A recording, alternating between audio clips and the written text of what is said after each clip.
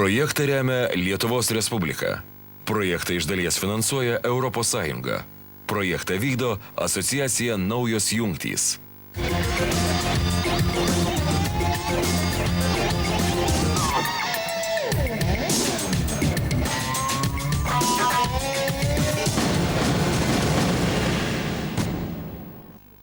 Praleisti vieną pamoką ar kelias, o gal net visą savaitę.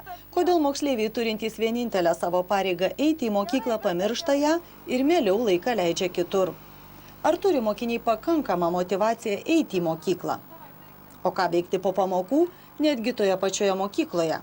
Lankau pamokas dėl to, kad vis tiek esu suplanavus ateitį, žinau, ką aš darysiu ateitį, todėl aš pati dėl savęs lankau pamokas, kad nebūtų jokių spragų moksle, nes bus ir vis tiek ir studijos, ir stojimai, ir mokslai universitete. Tiesiog dėl ateities. Savo mokykloje asmeniškai man čia yra labai daug užsiėmimų. Čia yra teatro studija, kurią aš priklausau, ir mes užsiimam įvairiausiom veiklom. Ir pavyzdžiui, paskutiniu metu ir šiuo metu užsiimam ekologiniais projektais, ar akcijom ir panašiais dalykais, konferencijom.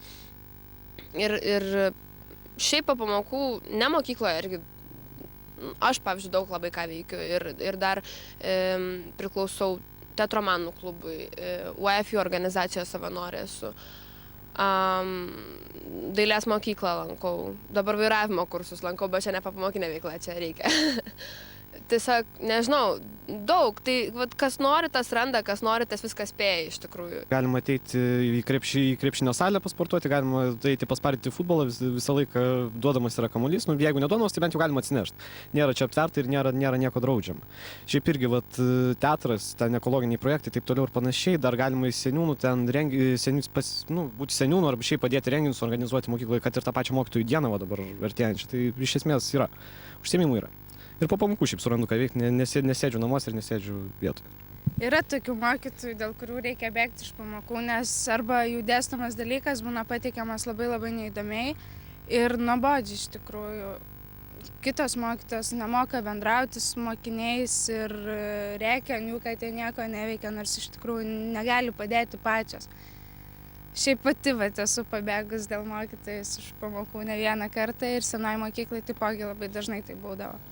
Yra tokių mokytojų, aš savo auklėtoją galėčiau labai pagirti dabartinę, nes iš tikrųjų yra nuostabus žmogus. Su ja galima šnekėti apie viską ir visada. Jinai visada supras, pasijuoks, jeigu linksma, paverks, jeigu liūdna. Nebėgame iš pamokų, mokomės ir problemų tokių kažkaip nekeliam, neturim, aš įsivaizduoju iš dalies dėl to, kad tėvų mokymas yra. Mane tėvai visada taip mokė ir kažkaip jie dėl vienos praleistos pamokos iš tikrųjų jau sako, kad tai yra negerai. Dėl to aš, pavyzdžiui, nebėgu. Jeigu jam būtų vienodai, ar aš bėgu ar nebėgu, lankau pamokas, tai galbūt ir man būtų vienodai. Bet kai jie mane išauklėjo taip, tai aš kažkaip stengiuosi bent kiek galiu mokytis. Motyvacijos lankyti pamokas gali pristigti ne tik patiems mokiniams, ne tik dėl nesutarimų su mokytojais, bet net ir dėl bendramokslių ir dėl to, kas vyksta mokyklų koridoriuose, mokyklos teritorijoje. Šie mokiniai sakė net neįsivaizduojantis, kas turėtų įvykti, kad jie savo mokykloje jaustųsi nesaugus. Tačiau kitose mokyklose kalbama ir apie agresiją, ir apie smurtą. Sveiki gyvi, čia laida Praleista pamoka ir mes laidoje kalbame apie tai, kodėl mūsų vaikai nelanko mokyklos. Ir mes praeitoje laidoje aiškinomės priežastis, išsiaiškinom labai daug dalykų, kas daro dabartinę mokyklą nepatrauklią mokiniams, kas mažina jų motyvaciją joje mokytis. Šiandien mes tęsėme diskusiją ir aiškinsimės toliau, kaipgi padaryti mokyklą draugiškesnę, kaip padaryti mokyklą saugesnę, kaip padaryti ją geresnę mokiniams. O mūsų diskusijoje dalyvauja Švietimo ir mokslo ministerijos sekretorius Alvydas Puodžiukas, su mumis taip pat Trakų Vytauto Didžiojo gimnazijos socialinė pedagogė Dalia Dzigienė, bei su mumis Audrius Murauskas iš Tėvų forumo ir aš tariu jums sveiki gyvi gerbėmieji. Galvočiau jūsų, ponė Dalia, paklausti visgi, kodėl moksleiviams šiandien trūksta motyvacijos? Ar tai susijęs su kažkokiu tingėjimu, ar su bendru kontekstu, kad mes tokie pasyvūs esam dabar? Visada, kada vaikas neateina į mokyklą, pirmiausia kyla klausimas, kodėl jis tai nepadaro. Jeigu kalbėtume apie motivaciją, ji šiai dienai iš tiesų yra labai menka. Tai rodo mūsų visuomenės požiūris į mokslą. Jis negerbiamas ir dažniausiai išvykos į užsienį yra mokiniam labai geras pavyzdys, kaip be tam tikro išsilavinimo galima uždirbti šiai dienai galbūt didesnius pinigus negu Lietuvoje. Sutiktumėt, ponia Audriau, kad mokslas šiuo metu nėra vertinamas, nėra gerbiamas, nes, susikrauti turtus galima ir, nebaigus mokyklos. Bent anksčiau tai buvo galima, dabar jau matyta mokslo vertė kyla ir supratimas, kad be mokslo kaži ko nepasieks irgi, jisai stiprėja. Gal ne? Kaip jūs mato tą tendenciją? Man tai atrodo, kad nemaža dalimi apskritai yra sumaištis. Senos valdymo sistemos, kalbu apie sovietinį laikotarpį, yra suirusios, naujos dar neįsigaliojusios, švietimo reforma buksuojanti ir nemaža dalį visuomenės nepriimtina, vyksta, ta prasme, vidinės kovos nereikalingos ir nelieka laiko kūrybai, nelieka laiko meiliai ir atsidavimui. Daug kas verčiama pinigais, taupoma ne ten, kur vertėtų taupyti. Valstybė yra pasakiusi, kad švietimas yra prioritetinė šaka, bet realiai pinigų iš tikrųjų tam dalykui labai stipriai stinga. Tai aš kalbu apie ryšių susaistymą. Labai teisingai yra pasakęs mokinys, kad pačio mokinio motyvacija yra pats svarbiausias dalykas. Bet mes turbūt šiandieną surinkom kalbėti ne apie tuos motyvuotus mokinius, kurie natūraliai jaučia tą poreikį mokslui, kuriems netgi ir tėvai ypatingai padeda. Mes turbūt kalbame apie tuos, kurie prarado tą motyvaciją ir kokios yra priežastys. Pagrindinis dalykas vertėtų išsiaiškinti būtent priežastis. O aš kaip ir galvoju... Tai kaip jūs matot pagrindinės svarbiausias nelankymo priežastis, tokio sistemingo mokyklų nelankymo priežastis? Aš manyčiau, kad jos yra turbūt kelios. Tai yra apskritai mokymosi aplinka, santykiai su mokytojais, kokie tarpusavį, kaip jie draugauja, ar jie draugai ar nedraugai, kaip jie tarpusavį bendrauja. Moksleivių tarpusavį santykiai, ar jie patiria viduje patyčias, ar jie ten jaučiasi komfortiškai. Tėvų požiūris ir rūpestis. Klausimas, kiek jo yra skiriama. Mokymosi krūviai, manyčiau, vienas iš svarbesnių turbūt dalykų yra taip pat, dėl to, kad jeigu tu nespėjai su visa grupė mokytis, tau paskui darosi nesmagu būti toje aplinkoje ir tu stengiasi iš jos pasitraukti, o kad drąsiau būtų įkalbi dar keletą kitų draugų ir tai gaunasi masinis bėgimas iš pamokų. Vėliau įsilieti į srautą praktiškai beveik neįmanoma. Beje, ir sociologiniai tyrimai, moksleivių apklausos rodo, kad, aplinka, vidinė mokyklos aplinka nėra tokia jau draugiška moksleiviui. Daug smurto, tokio gal ne vien fizinio smurto, bet psichologinio smurto, patyčio. Aš nežinau, kaip jūs jaučiatės vaikai toj mokykloje. Ar jūs jaučiate, ar dažnai jūs patiriat tam tikrą smurtą, ar dažnai jūs patiriat prasivargžiavimus, patyčias. Kaip jūs galėtumėte apibūdinti tą vidinę terpę, kurioje jūs gyvenat mokykloje? Tai manyčiau, labiausiai kalbamos temos dėl toj mokykloje, tai yra kalbant tiesiog apie mūsų mokinius. Tai kodėl mes nelaikom pamokų, tai yra smurtas, tai yra prevencija, kuri vykdoma prieš smurtą, tai yra labai garsiai nuskambėjusi, sakyčiau. Ir tas masinis toks bėgimas, ten santykiai su mokytojais. Kaip reiškiasi tas smurtas? Kaip jūs jį patiriat? Aš asmeniškai smurtą nepatiriu mokykloje, bet aš esu matęs tuos dalykus, kai kažkoks vaikas ar mažesnis ar didesnis patiria smurtą iš tikrųjų. Nes tiesiog jis gali eiti ir pro mokyklą ar Kaip reaguoja mokykla? Jūs sakot, matot, kad moksleivis kažkoks patiria smurtą. Matyt, mato tą ir mokytojai, ir vyresni moksleiviai. Kaip jie reaguoja? Kartą yra tekę padėti draugui. Tiesiog prie pristojo. Yra vaikai kažkokie jaunuoliai, kurie galbūt randa kitų užsiėmimų mokykloje per to, kad tenais ateini mokytis ir galbūt jie mėgsta užkabinti kažką. Berniuką kitą praeina. Nes problemų yra mokykloje, vidinių problemų visada visur yra. Ką jūs galvojate apie smurtą, fizinį smurtą ir galbūt psichologinį smurtą? Kiek jo mokykloje? Smurtas ne visą laiką yra pastebimas. Gali būti smurtas tos pačios patyčios, prasivardžiavimai ir taip toliau. Ir ne visą laiką mokytojai pastebi tą smurtą. Nes, sakykime, klasiokai, klasėje besimokantys kartu vaikai, tai jie dažniau tą pastebi, bet dauguma, galima sakyti, jie tiesiog nekreipia į tai dėmesio, nes vat, jeigu aš apginsiu tą silpnesnį, tai reiškia, aš irgi būsiu, ta prasme, nu, blogas. Silpnesnis, jo. Ir, ta prasme, dauguma niekas nebando apginti to silpnesnio vaiko. Visi pataikauja agresoriui. Jo, taip.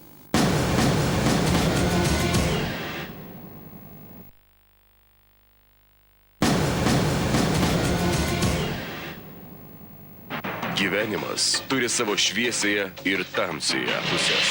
Dar vaikystėje mes atsidūrėme jų kryžkelėje. Daugiau nei 2000 Lietuvos vaikų vengia lankyti mokyklą. Kasmet šis skaičius vis auga. Nepatvirtintais duomenimis tokių vaikų gali būti keletą kartų daugiau. Todėl abejingumas šeimoje, mokymosi sunkumai, mikroklimatas mokykloje, nesutarimai su mokytojais, prievarta ir patyčios. Vaikui dar labai sunku atskirti, kur juoda, kur balta. Mes visi galime jam padėti. Nepalikime jo vieno. Kaip reaguoti mokinys turėtų į smurtą? Nes, na, smurtautojas siekia pažeminti, susilpninti, kažkaip diskredituoti. Tai tas ir yra pažeminimas, jeigu jis ieško pusę pamokos ir neranda to savo daikto, jeigu konkretus toks atvejis. Tai šitas, kuris norėjo, tai būk tai pasiekė savo tikslo. Nu, ką jam daryti, jeigu jisai silpnesnis? Ką jam daryti? Jam reikia kreiptis pagalbos, reikia aktyvinti kitus vaikus, juk mato kreiptis kiti pagalbos vaikai. Į jūs, į socialinius pedagogus. Ne, nebūtinai, ir socialiniai pedagogai, ir klasės draugai yra. Kodėl? Kartais ir tėvai gali padėti, vaikas pasveria, ką reikėtų kreiptis pagalbos, iš ko labiausiai tikisi. Ačiū Jums. Prašau. Šiaip tai vaikai dažniausiai kreipiasi pirmiausiai į mokytojus, į auklėtojus.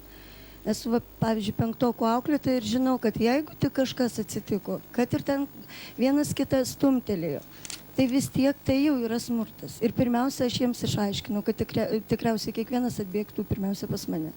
Tai vienas dalykas, kągi mes galim padaryti, mes tiesiog galime pamokyti, žodžiu, daugiau nieko mes negalim padaryti. Aš žinau, kad šitos problemos nėra nei naujiena, nei paslaptis ir švietimo ministerija. Ir jūs taip pat esat parengę programų, kurios darytų mokyklą saugesnę, kurios mažintų smurtą. Kaip jūs tą problemą suvokėt ir galbūt kaip jūs matot jos galimų sprendimo būdus, ponia Puodžiukai? Pirmiausia, aš sutikčiau su mokytoja, kad vaikas, tai yra mokinys, ypatingai jaunesniam amžiui, turi rasti užtarėją, tai mokytoją. Jeigu operatyviai bus informuoti tėvai ir mokytojai, man atrodo, kad to mes mažiau turėsime. Bet kartais abejingumas arba mokytojo per didelis užimtumas neleidžia vaikui įsipasakoti arba pasakyti. Tai turime tokią problemą. Aišku, optimalus skaičius, aš manyčiau, iki 25 vyresnių klasių mokinių jau galima gerai ir kiekvieną pažinoti ir išklausyti ir daugiau papasakotų mokiniai, ką jaučia, kaip jiems sekasi ir visa kita. Kai didelė klasė, aišku, šiek tiek sunkiau mokytojui viską apreipti. Taip, bet tą linkme irgi darome. Jau penktokai praėjusiais metais buvo rekomendacijos, kad reiškia ir pinigai numatyti, penktokų klasės formuojamos iki 25. Jau nebe 30. Matau, Audrius Murauskas nesutinka su jumis, ar tiesa? Aš ir sutinku ir nesutinku. Nesutinku tik tai su vienu skaičiumi 25, manyčiau, kad tai maksimalus skaičius galėtų būti 20. Kodėl? Būtent, ta prasme, spėti su kiekvienu pabendrauti. Klausimas, kiek yra valandų ir kiek yra kontakto. Vėlgi, kaip organizuosime tą darbą. Lietuvos tėvų forumas labai stipriai pradeda pasakoti apie tokį darinį kaip klasės auklėtojo etatas. Jeigu atsirastų atskiras žmogus, kuris būtų tarpininkas tarp šeimos ir mokyklos, kuris šeimos kultūrą sugebėtų pernešti į mokyklą ir atvirkščiai sujungti tas kultūras, tai truputėlį mažiau būtų ir tam tikro tarpo tarp auklėjimo. Jeigu nebūtų tarpo tarp auklėjimo, jisai būtų tęstinis. Šiandieną tėvai mokina vienaip ir auklėja, mokykla auklėja taip, kaip tuomet mokykla suformavo auklėjimo kultūrą. Ir to ryšančios grandies ir tarpininko nėra. Ir taip pat vėlgi paskatam vaikui nubėgti, taip pat jisai turėtų savo draugą. Šiandieną, principė, iš tikrųjų negalima prašyti iš to mokytojo, kad skirtų daugiau laiko, nes patys žinome, kokia šiandieną yra vargana apmokėjimo sistema. Aš dar noriu kreiptis dalį, o mokytojai, ir jie patiria moksleivių smurto mokykloje? Manau, kad taip. ir rodo tą ir mūsų, tarkim, ir žiniasklaidoje pasigirsta tokių pranešimų. Ir manau, kad ir mokytojai pasakys ir man pritars, kad taip pat, lygiai taip pat ir psichologinį smurtą vaikai naudoja, ir nevengia ir pasakyti vieną ir kitą žodį netinkamą mokytojui, arba dažnai iš mokytojų tenka, arba juos konsultuoti tenka išgirsti, kad yra vis dažniau visiškas nesiskaitimas, kaip su suaugusiu žmogum. Ne vien tai, kad jis yra pedagogas, bet pagarbos suaugusiam žmogui kartais pasigendam. Reiktų pasakyti, ne vien mokiniai, bet ir mokytojai dabartiniai mokykloje nesijaučia saugus. Ir ne vien dėl tos problemus, kurie jie nuolat akcentuoja atlyginimai, bet yra ir vidaus problemų mokykloje. Taip, yra tokių problemų. Pone sekretoriu. Ne, sutinku, aš norėčiau pakalbėti dėl klasės auklėtojo pareigybės. Dažnai girdime tokius prašymus, reikalavimus, bet tas tarpininkas, kokiu laiku jisai dirbs, iškyla klausimas. Mokiniai pamokoja 6 valandas pamokos. Kada jisai galės?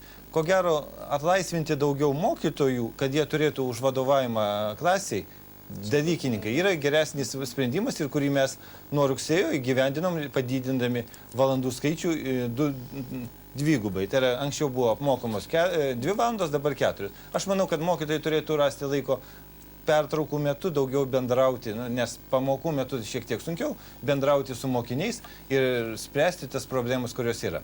Vėlgi pakalbėkime apie tą patį popamokinį užimtumą ir leiskime moksleiviams iškrauti savo energiją.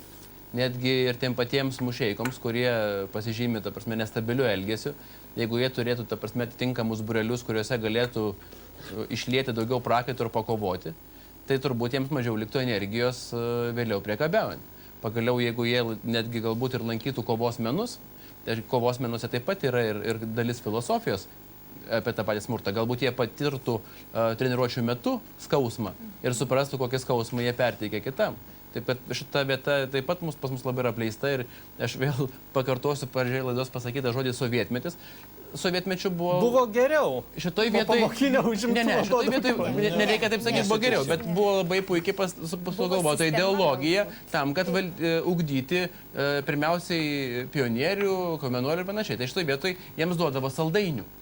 Tam, kad jie būtų toje aplinkoje, jie gaudavo saldainių. Šiandieną mūsų mokiniai turi tik tai pareigas ir jiems tai yra kalama. Gal labiau teisės. Tai šitoje vietoje jie puikiai žino teisės, bet jiems laiką brukama, kad jie nežino savo pareigų. Bet saldainių jiems taip pat niekas neduoda. Taip. Jūs norėjot kažką? Aš norėčiau galbūt, būtent jūs kalbate apie skatinimo sistemą, kuri mokyklose, ko gero, yra truputėlį primiršta.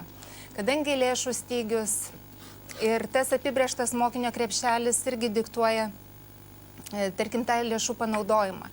Ir kaip įsivesti tą kokybišką, įdomią skatinimo sistemą, kuris, sakykime, vaikus motyvuotų būtent lankyti papildomą ugdymą, lankyti pamokas, mokytis gerai. Visa tai būtų į skatinimo sistemą įeitų šitie dalykai. O kaip jūs įsivaizduojate tuos motivatorius? Kokiais motivatoriais mes galėtum uždegti ugnelę? Uždegti ugnelę, ko gero, geriausiai atsakytų patys vaikai. Ko jie norėtų? Ko jie norėtų, sakykime, už savo gerą elgesį, mokymasi, už gerą lankomumą, už, tarkime, aktyvę tą veiklą, ko jie patys norėtų. Tai pirmiausia, galbūt su jais reikėtų pabendrauti. Mes galime siūlyti. Mes juos čia turim. Mes galim jiems siūlyti, bet jie gali ir nepriimti šitų skatinimo motyvacijos, sakykime, tam tikrų rodiklių. Tai galbūt geriausia jų paklausti. Ko jie tikėtųsi? O beje, jūs kalbėjote apie tą popamokinę veiklą ir įvairius būrelius, sporto būrelius. Aš nežinau, kaip yra dabar. Anksčiau jie buvo nemokami, ar dabar už tai reikia vaikams? Ir dabar nemokami, tikrai. Yra pakankamai, bent jau mūsų mokiniai galėtų pasakyti, kad yra pakankamai ir gali rinktis. Labai plačiai yra siūloma būrelių. Tačiau vėlgi mokykla nepajėgi įdomių būrelių pasiūlyti mokiniams. Ypač, tarkime, tų pačių kovos menų, jie jau yra apmokami tikriausiai, nes, žinot, už kelias valandas specialistai neina ir nedirba. Jie norėtų labai įdomių užsiėmimų, tačiau vėlgi mokykla nemoki yra įsivesti tuos būrelius. Bet čia ir susidurėm, ko gero. Būtent gal tie patys ir būtų motivatoriai patys stipriausi, kada vaikus mokykla po pamokų savo teritorijoje laikytų ir galbūt išvengtume daug tam tikrų problemų. O dabar vaikai labiausiai draugauja su kompiuteriu ir televizorium grįžę namo ir tikriausiai, tai daro tikrai nemažą žalą jų sveikatai ir jų gyvensenai. Aš noriu paklausti apie tą motivaciją. Pats kalbėjai pradžioj laidos, kad trūksta motivacijos. Visgi, ką galvoji, kokiais motivatoriais, kokia motyvacinė sistema galėtų ta mokykla tave dar labiau užkabinti, kad tu ten jaustumės geriau? Norėčiau grįžti dar prie tų būrelių, būtent kartu su motivacija. Mokinys, kuris mato, savį jaučia, nemato, o jaučia kažkokią tais galbūt kūrybinę kažkokią dalelę turės, kad jis iš tikrųjų ne vien nori mokytis, jis nori po pamokinės veiklos įsilieti, įsikrauti kūrybingume ar kažkur. Tų veiklų yra mokyklo iš tikrųjų apstu. Jeigu tu esi aktyvistas, yra mokyklo aktyvistai, kurie randa veikti labai daug iš tikrųjų. Žinot, gal yra taip, kad tu turi idėją gerą, tu nori kažką padaryti, sukurti ar mokykloje projektą, bet ta idėja negauna palaikymo pakankamo. Ar susidurėt su tuo, nežinau, gal negalima to sakyti slopinimu entuzijazmo arba saviraiškos slopinimu mokykloje, ar jis yra skatinamas? Skatinamas jis visada bus. Yra pedagogai, kurie yra iš tikrųjų atsidavę, užmiršę tas valandas, viršvalandžius, tuos apmokamus ar neapmokamus, kurie atsiduoda iš tikrųjų vaikui ir jeigu jis mato, kad jis kažko siekia. Kiek tokių yra jūsų mokykloje? Vienas skaičių? Tai iš tikrųjų nėra 10. Aš galėčiau šiek tiek apie būrelius. Žinot, taip, Lietuva, palyginus su kitom ES šalim, skiria lėšas nepamokiniai veiklai, tai yra papildomam ugdymui. Kitose šalyse mokymo planuos ir valstybė nefinansuoja. Tai yra tėvų reikalas ir mokykla po pamokų uždaroma. Lietuvoje skiriama. Klausimas turbūt yra, visi sakom, kad po pamokinės veiklos nėra. Bet po pamokinę, norint vesti laidą, tai yra veiklą po pamokinę, reikia būti žmogui fanatiku, vieno ar kito dalyko. Jeigu aš esu matematikas, tai į matematikos būrelį, jeigu kaip dalykininkas, aš jo nesudominsiu. Reikia man jau kitaip pasirinkti. Jeigu, sakykim, sportui, irgi reikia ne tai, kad kamuolį numetė ir jie žaidžia. Reikia jau fanatizmo. O čia ir turbūt visos mūsų pedagoginės sistemos yra problema. Nėra tiek daug žmonių. Pedagogų fanatikų tam vienam ar kitam dalykui. Pašioje turbūt prisipažinsim, kad nėra tiek, kiek mes norėtumėm. Aišku, tas apmokėjimas nėra pakankamas, sutikti su tuo reikia, bet fanatizmo, ypatingai būreliniai, po pamokiniai veiklai reikia. Jeigu dalykui visi mokiniai ateina, viskas tvarkoj, bet į būrelį gali garažią reklamą pakabinti. Šiandien dar rugsėjo pradžia arba pabaiga, dar jie eis žiūrės, bet jau, sakykime, gruodžio mėnesį tikrai jie neteis, jeigu jiems nebus įdomu. O įdomumas, sudominimas yra labai svarbus klausimas. Klausimas visgi, jūs paminėjot, kad nėra galbūt ir finansinio motyvavimo pedagogam, kurie galbūt galėtų daugiau laiko, daugiau savo jėgų. Turi direktoriai galimybę, yra galimybės, yra.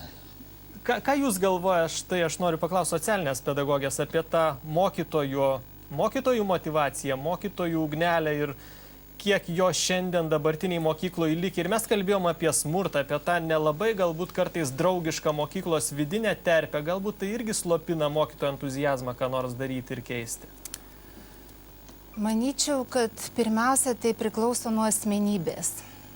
Ir jeigu mokytojas entuziastas, ir manyčiau, kiek mes bepakeltumėm jam atlygį už jo atliktą darbą, jis ko gero, jeigu dirbo už vieną sumą, jis dirbs lygiai taip pat, jeigu jam mokėsime ir dvigubai. Ir atvirkščiai, tas žmogus, kuris skaičiuoja nuo minutės iki minutės, jis, manau, nedirbs geriau. Tai priklauso nuo žmogaus, nuo to entuziazmo. O dėl, tarkim, būrelinės veiklos, iš tiesų, tie mokytojai fanatai, kurie neskaičiuoja minučių, neskaičiuoja valandų, jie pasiekia labai puikių rezultatų. Jie dainuoja, jie šoka, nežiūrint ar tai 2 valandos, jie tam skiria daug daugiau. Jiems yra svarbu pats procesas ir, aišku, džiaugiasi, jeigu yra pasiektas kažkoks rezultatas. Mes praleistos pamokos laidoje šiandien aiškinomės priežastis, kodėl vaikai nelanko mokyklų, kas skatina mokinius nelankyti mokyklos ir kas mažina jų motyvaciją tai daryti. Problemų čia yra labai daug ir ne vienos laidos darbas tas problemas įvardinti, tas problemas bandyti spręsti. Aš dėkoju visiems už dalyvavimą laidoje ir sakau iki kito penktadienio. Likite su mūsų televizija. Projektą remia Lietuvos Respublika. Projektą iš dalies finansuoja Europos Sąjunga. Projektą vykdo asociacija Naujos jungtys.